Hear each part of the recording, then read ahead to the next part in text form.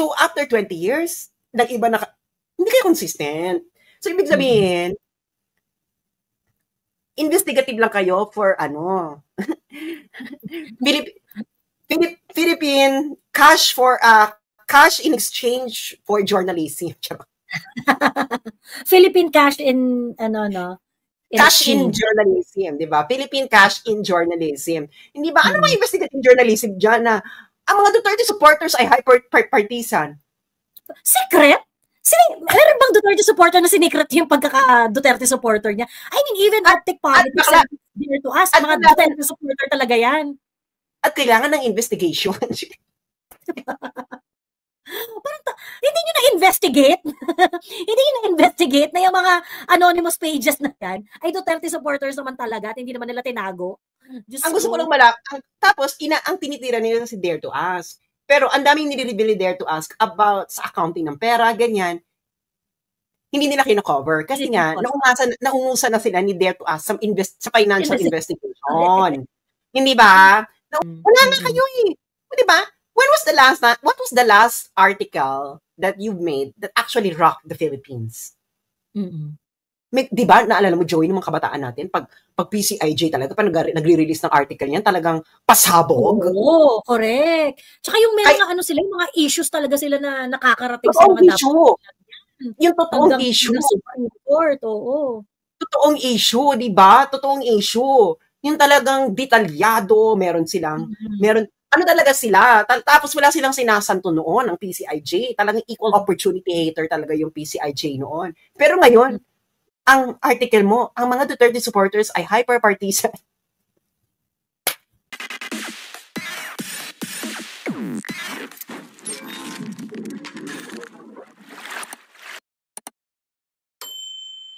Sas, before we end the night, ang tawag dito, react ka naman doon sa PCIJ article na galit na galit sa mga hyper-partisan na DDS content creator, na DDS influencers. Ayan, ito, galit na galit na 5 ways the Duterte influence machine is deceiving Filipino, sabi. Ayan. Ano yung 5 ways? Number 1. Ang 5 ways is number 1, dismissal or denial of facts. Number 2, distortion or muddying financial and legal issues related to impeachment. Number 3, distraction or deflection, pointing the finger elsewhere. Parang dinidescribe nila yung sarili nila, no? Emotional manipulation, portraying the Dutertes as victims rather than perpetrators. The last one is spreading conspiracy theories that the charges against the Dutertes are a grand plot. Ito na yung investigative journalism?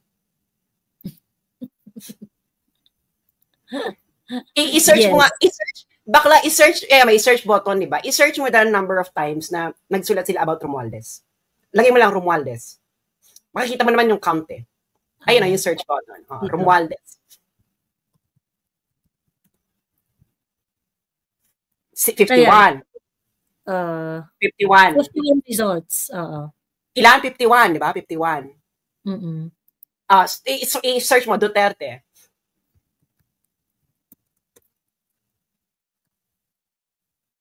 $504 results.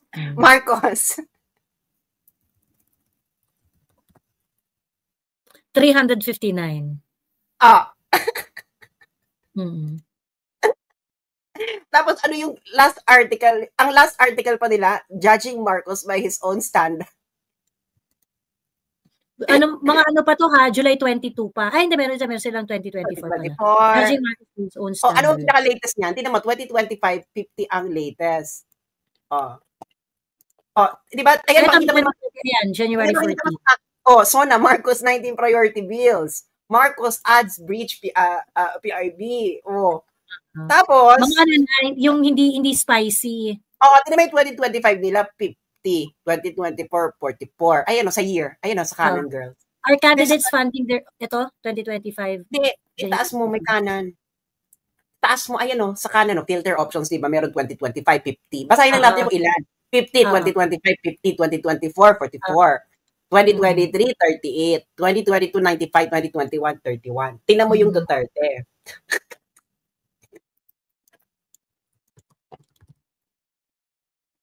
Ayan. Di ba? 39, 30, 26, 80, 75. Diba, kita mo kung ilan yung 50, 50 plus? 500 plus?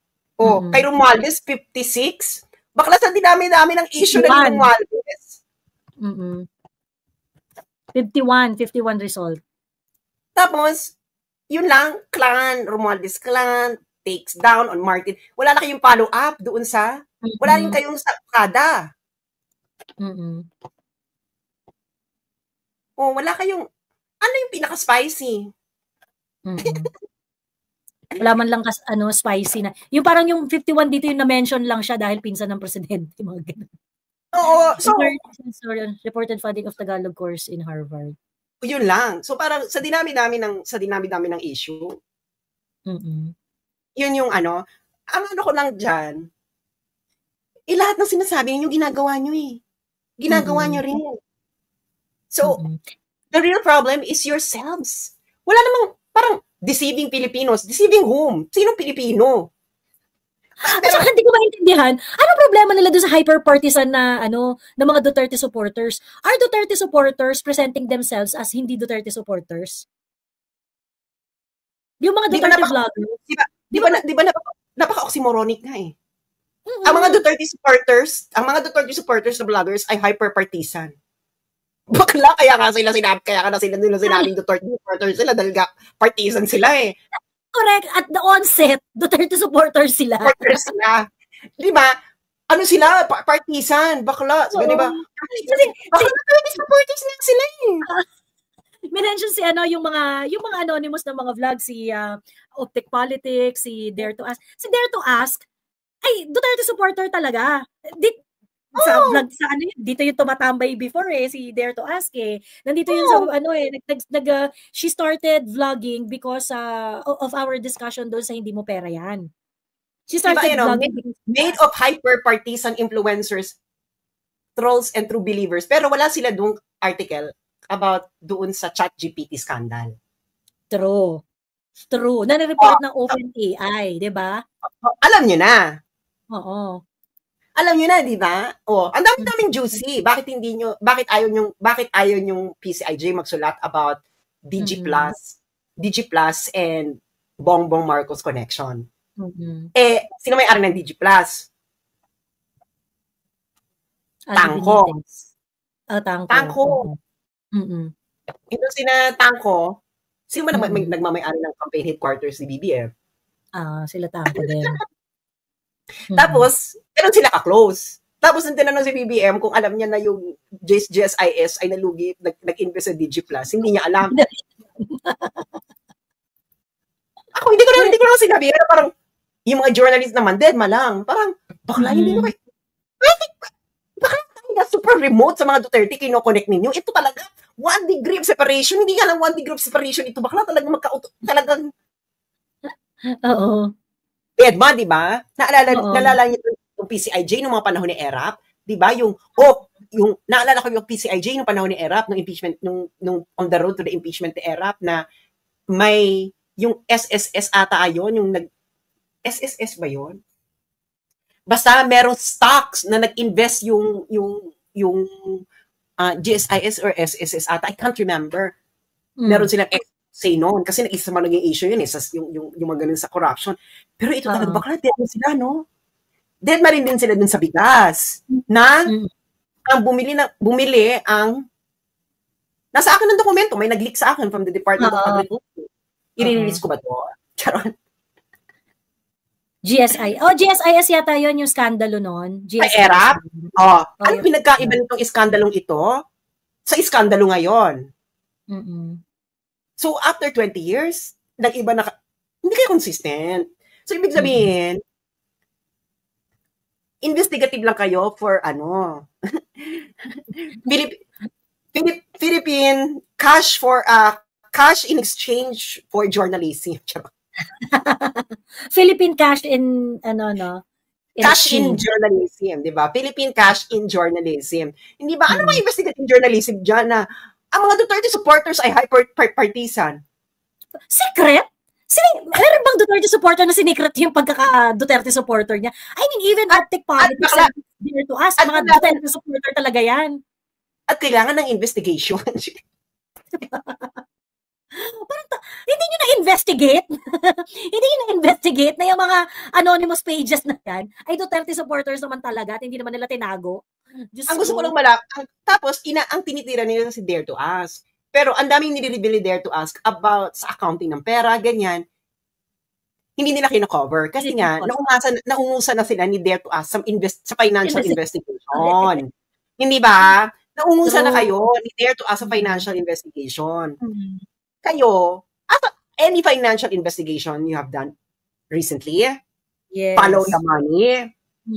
Wala na kayo eh. Di ba? What was the last article that you've made that actually rocked the Philippines? Di ba, naalala mo, Joey, ng mga kabataan natin, pag PCIJ talaga, pag nagre-release ng article niyan, talagang pasabog. Oo, correct. Tsaka yung yung mga issues talaga sila na nakakarating sa mga issue. Yung totoong issue. Totoong issue, di ba? Totoong issue. Yung talagang detalyado, meron ano talaga sila? Tapos wala silang sinasanto noon, ang PCIJ. Talagang equal opportunity hater talaga yung PCIJ noon. Pero ngayon, ang article mo, ang mga Duterte supporters ay hyper-partisan. Wow, news! Balita yan talaga ba? Bakit pala kayo sinusulat about mga contractors na linked sa flood control? Kami ang dami na. Can you imagine bakit na doon niyari ang For the Motherland page ko? Dahil sunod-sunod kong nire-reveal yun. Di ba? Ano bang hula ko dyan? Wala akong... Tapos, di ba, alam nyo, nakita nyo naman, di ba, yung word count? Kung sino ang madalas nilang isulat. Duterte. Tapos lahat pa ng article nila kay Duterte, talagang pang-parubal. So pag kinontent analysis mo yung PCIJ, ito gawin natin academic. Pag kinontent analysis mo yan, makikita mo yung bias niya. Bias mo against Duterte. So ibig sabihin, hyper-partisan din kayo. Hyper-partisan ka din. Ngayon, ang difference, you present yourself as non-partisan. As objective. Pero highly subjective naman kayo. Diba? So manipulative. That's the essence of being manipulative. Yung ipapresent mo yung sarili mo na wala kang bias, pero ang lakas naman pala ng bias mo against the Dutertes. Wala ka nga. Can you imagine? Sa lahat ng issue ni Martin Romualdez, wala kang naging sulat. Yung Okada, pwede mo namang i-download yung kaso online, hindi mo ginawa. Wala man lang kayong pa-episode na nagbasa kayo ng kaso niya. Oo, wala man lang kayong pa-episode noon. Or wala man lang kayong investigation kung bakit biglang lumobo yung insertions ng House of Representatives during BICAM na for 3 years, ang insertions nila after BICAM, biglang naging tumaas ang budget nila ng 44 billion. Dead ba kayo? Pero ang issue ninyo talaga, ang mga Duterte supporters ay hyper-partisan. Yan ang problema ng mga taong bayan. That is the national issue. Alam nyo, ito kasi inaano nila, dinidisig nila mga Pilipino. Mga Bex, political bloggers are the least followed bloggers in Philippine social media. Least followed, on the grand scheme of things, wala talaga. Kaya nga sabi ko, bakit ba kayo nag-aaksay ng panahon sa amin? Mag-aaksay kayo ng panahon sa akin, buraburahin ako. Bakla tingnan ninyo, mag-search kayo ng mga reels sa Facebook, yung mga pinagtatawanan si BBM.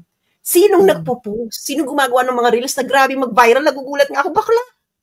100,000 likes. Alam mo, 200,000 likes. Alam mo yung mga ordinaryong, yung mga hindi political vloggers, yung gusto lang talaga nila mag-post, yung, di ba yung may mga spoops po pa nga sila yung magtatanim, yung kakatanim mo lang, aanihin, mag-aani na, gano'n. Mag-aani na.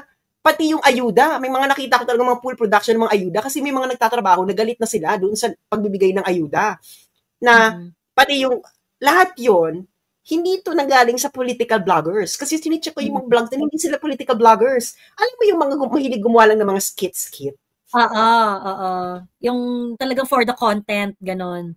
Tapos napili lang na gawing content si BBM kasi para pagtawanan nila na natatawa sila kay BBM tapos yung ayuda ganyan etc. Sila yung pinakamarami. Sabi ko nga, if you make a survey nationwide, yung respetado ba na survey, tapos tanungin mo ang mga Pilipino, okay? Alam mo, I would be surprised if 0.01% of the people you surveyed actually read me. Or any bloggers, or any of these bloggers. We are, in the grander scale of things, we don't really influence Filipinos. Most Filipinos, ang na-influence, actually, it's like echo chamber, no? Ang nakikinig sa amin, Duterte supporters. So, kaya nga rin umangat dahil maraming, dahil sa Duterte supporters. But, saying na, ito ang may kasalanan, ganito. No. Most Filipinos don't read political blogs. So whatever is going on in the Philippines right now, it's not because of us. It is not a me problem. It is a you problem. It's not me, it's you. Kayo ang problema. Kasi you can only say na talagang malalang problema to kung magpapakita ka talaga ng survey na ay, karamihan ng tao ang Pilipino nagbabasa kay SAS. Then you can say na nai-impluwensyahan ko itong karamihan ng mga Pilipino. Pero hindi nga. So, ibig sabihin, nagsasayang kayo ng panahon chasing the wrong problem. When the real problem is right there staring back at you at the mirror. Oh, itong result ng 2025 elections. Lahat nga kami dito nagsasabi, naku, alam mo, matatambakan itong Duterte, di ba? Na parang, well, to our surprise, na pati yung mga regions na hindi namin alam na supporters pala ni Duterte, sinuportahan din yung Duterte. Oh, kami ba may kasalanan yan? Who are these people? Sige, mag-search kayo. Who is the most followed social media influencer in the Philippines? It's not political bloggers. It's actually kakamping beauty bloggers, kakamping. Sabi ko itabi mo yung page ko kay halimbawa kay Sasa Girl. Bakla, I'm like a grain of sand in Sasa Girl's galactic universe, ganyang level. Pero bakit hindi niya makonvinsi yung mga tao niya na bumoto? Hindi niya makonvinsi yung mga Pilipino. Si Sasa Girl, binabasa siya ng napakaraming Pilipino. I'm pretty sure pag lumabas si Sasa Girl ng bahay niya, siguro only 3 out of 7 wouldn't know Sasa Girl. Diba? Si Aura, ganyan. Lalo si Aura, Diyos ko, like, superstar, diba?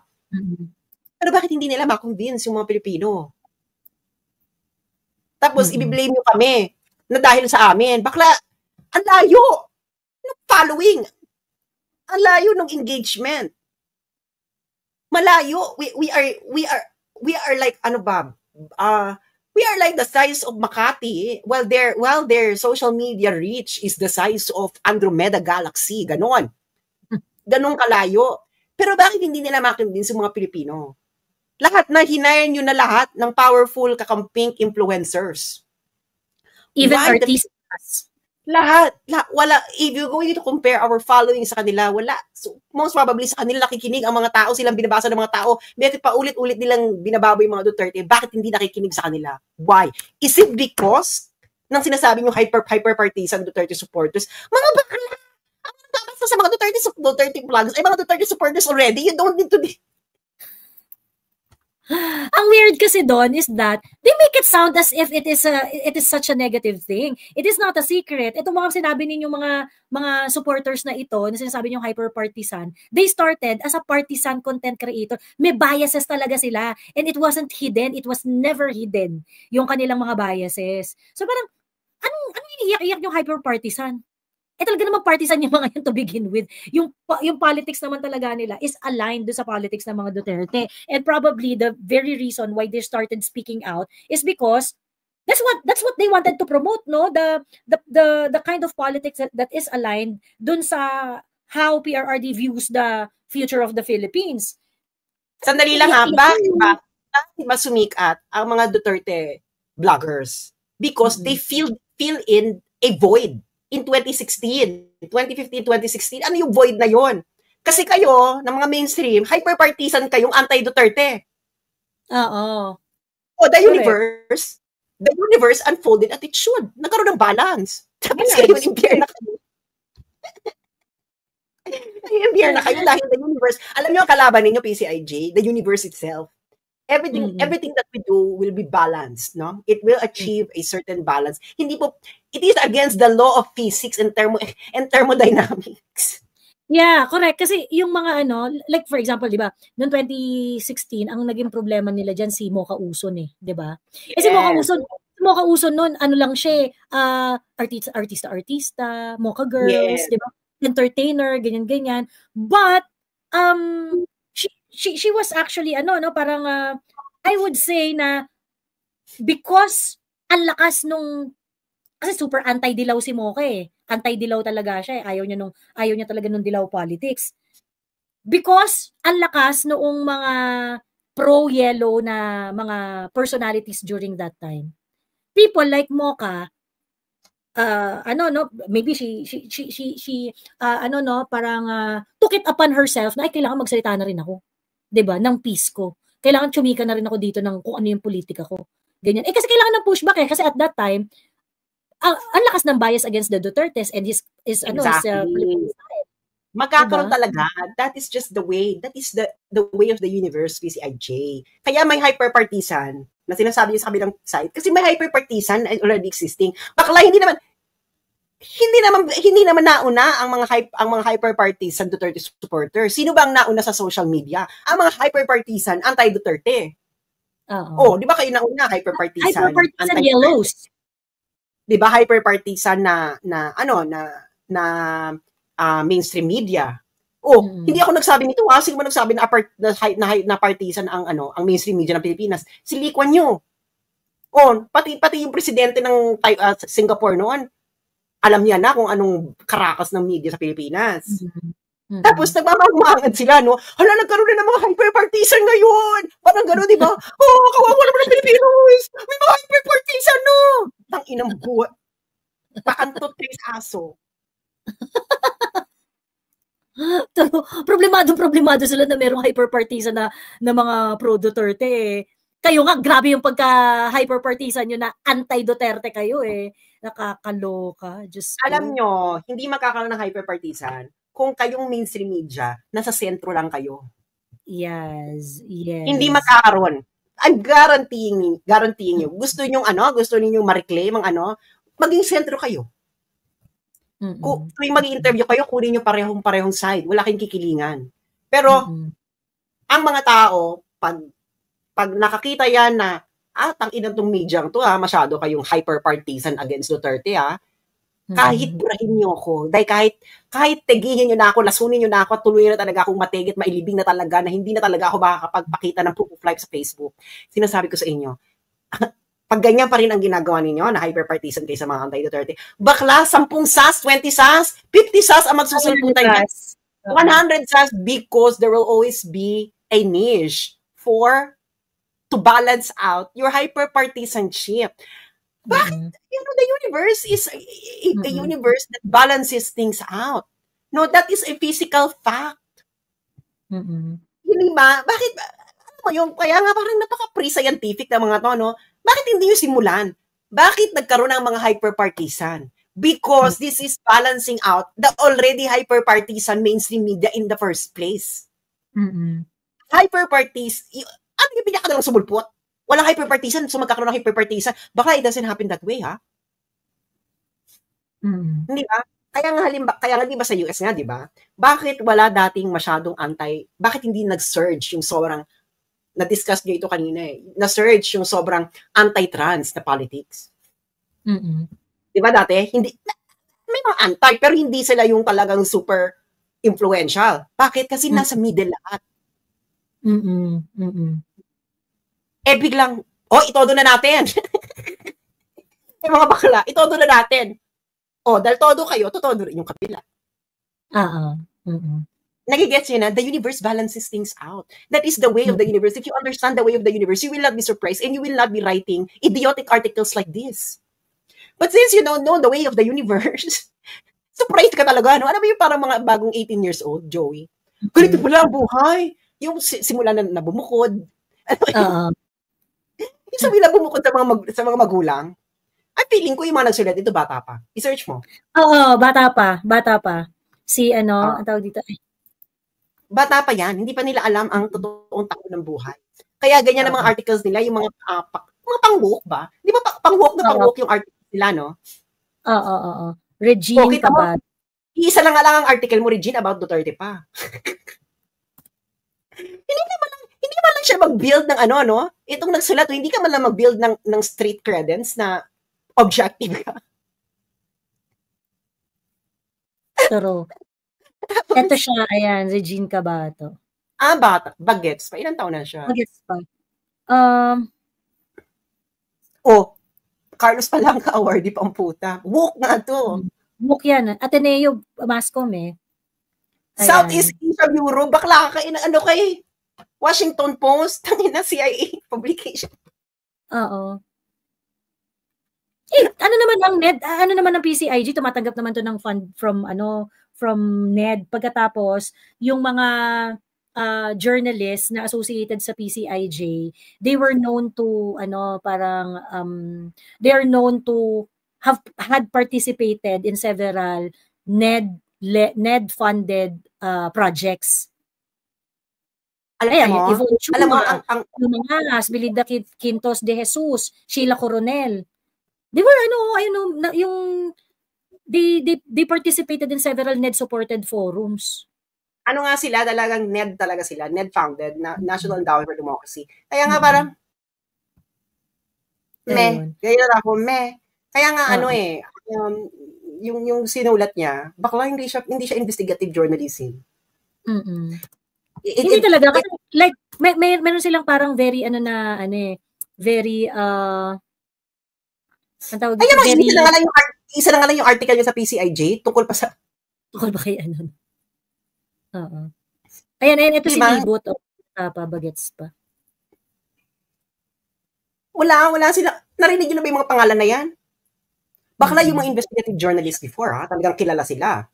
Talagang, di ba wala silang yung mga totoong investigative journalism, wala silang pang-rock ng buhay ng mga Pilipino. Yung mga tipong, wala ba kayong investigative journalism na about sa corruption ngayon? Bakla 1 trillion na ang corruption, wala kayong naisulat kahit isa? Ang problema ninyo, DDS? Di ba? Ayan, Mindanao News is NED, din yan? NED grantee rin yan. News? Talaga? NED grantee yung Mindanao News. Republish nila yung nirepublish nila yung... Yes, kasi nga, network yan. Mindanao News is NED yan. Kaya nga na yan. Yun ang eksena. Wala naman nakikinig sa inyo eh. Kayo lang din. Kaya kayo galit sa mga supporters dahil I'm pretty sure kahit yung mga kabila, hindi kayo binabasa.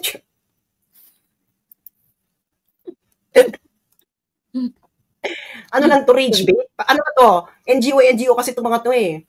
Ano to? Ano na ba ngayon? June? August? Ay, tangina. August na. Kasi magpo-file na ng end of report ang mga NGO. For next funding cycle. Next funding cycle. Aminin nyo, nagtrabaho sa NGO. Ano kayo mga August na? Late na nga eh. Kailangan na nilang magsulat for the next funding cycle ng report, activities, activities in life, and points of views, para meron silang pakita sa mga founders nila na ito ang aming mga activities in life. Ito hindi namin na-shake ang Philippine government, pero na-buisit namin yung mga Duterte supporters. Baka ngayon lang. No? Hindi, baka yung founder. Oo. Baka yun yung founder nila. Yung gustong tirahin ninyo ang mga Duterte influencers. Baka yun ang assignment. Ano ang assignment, di ba?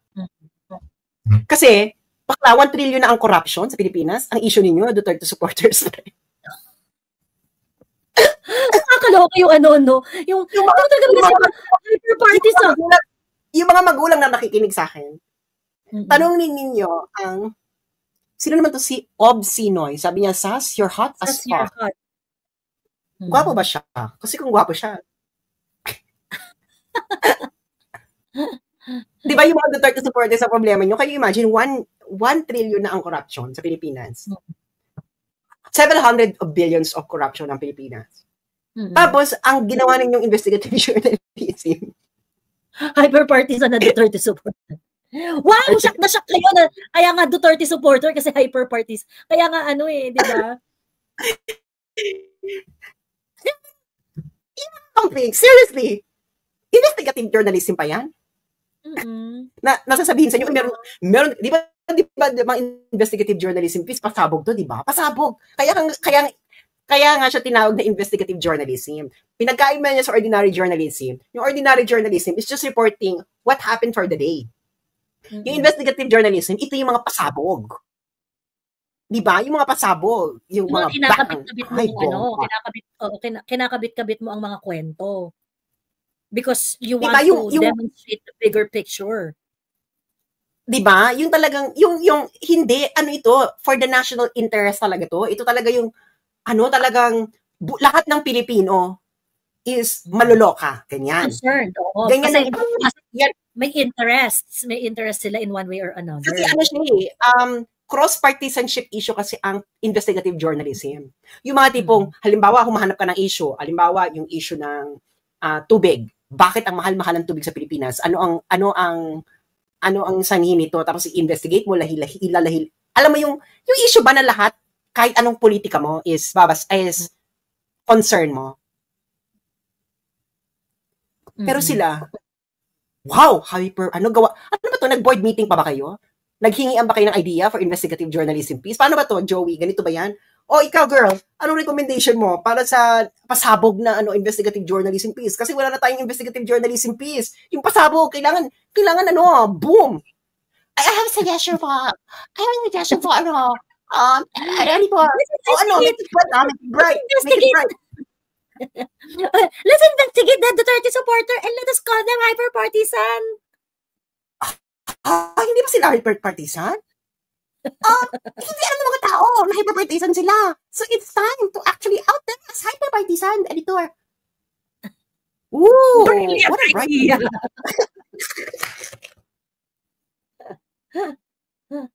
Diyos ko. Diba? Aminin ninyo.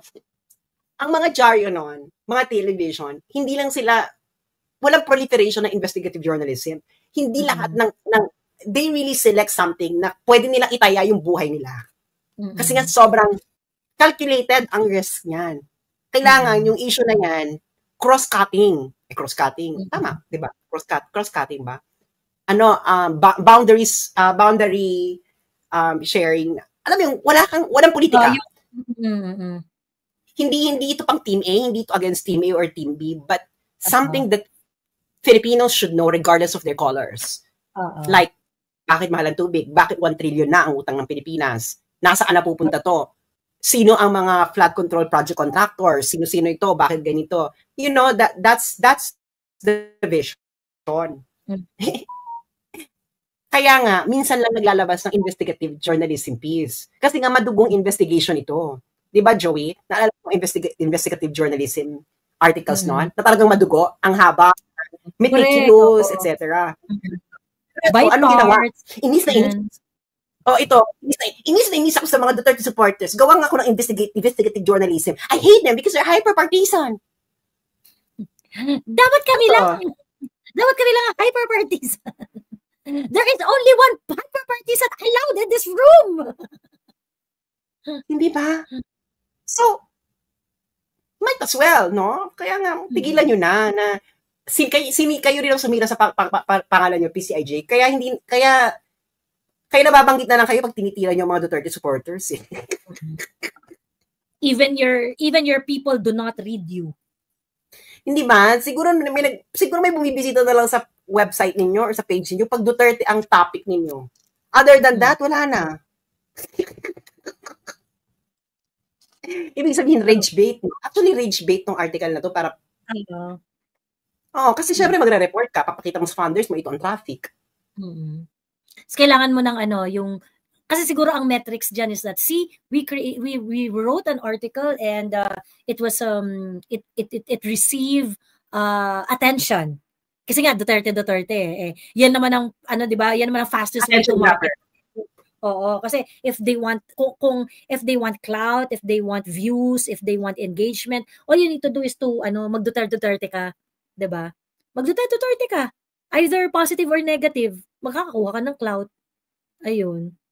So, kailangan nila siguro ng kailangan nila kailangan nila ma-meet yung metrics nila. For the funding season. Ayan. Wala nga, can you imagine? Parang magkaiba po ang opinion piece sa investigative journalism. Yung sinulat ninyo, opinion piece yun. Ang investigative journalism, Bex, ito yung mga tipong walang kulay. Dahil ito ay issue ng bawat Pilipino. Yung mga tipong ititrace mo lahat ng connections ng yung 15 contractors ng flood control projects. Diba? Yung top 15. At ang relationship ng mga contractors na yan sa isa't isa at sa mga politiko. Diba? Wala na kaya nga wala they already hindi na sila yung PCIJ nung unang panahon. Na kasi minsan na naglalabas ang PCIJ ng article nun eh. Oo. Pero pag naglabas sila, boom. Oo, pasabog talaga. Ayun. Anyway, ayan. Siya, 3:00 na ng madaling araw, Bax, tayo matulog na. At mag-last words ka na. Ako ang last words ko ay mag-last words ka na kay Vice Ganda. Ako kay Vice Ganda. Grabe ka pala, Diyos ko, habang nagkakagulo pala sa WPS at nagsasalita siya diyan. Doon ang peak ng kanyang importation from China. True. Nakakaloka. So, ewan ko sa'yo. Alam mo, ito lang, si Vice, ayaw niya ng sugal. Pero nag-endorse siya ng sugal. Gusto niyang i-hate ng mga nakikinig sa kanya ang China. Pero binibentahan niya yung mga nakikinig sa kanya ng cosmetics na pinapagawa niya sa China. So, I really don't. The math is not mathing. Diba? The math is not mathing. Na parang, bakla ka na nga, babaklain mo pa kami. Bakla ka na daw. Wala naman baklaan, di ba? So, that is the alam mo, ang masasabi ko naman ito, sabi ko nga, the universe will achieve balance. It will come there because it will always does. Kasi it's against the law, it's against the physical laws it's against the second law of thermodynamics. So let's just wait and see. Kaya nga, masyadong agit, di ba? Sinabi ko na nga sa inyo last year, several months ago na, mga Bex, just follow my mantra. The universe is unfolding as it should. And it is. Just accept that it's unfolding as it should. And everything is gonna be, may paglalagyan ng lahat. Yun lamang po. Maraming salamat. Ayan. Anyway, maraming salamat sa inyong lahat. At magkita-kita ulit tayo sa mga susunod na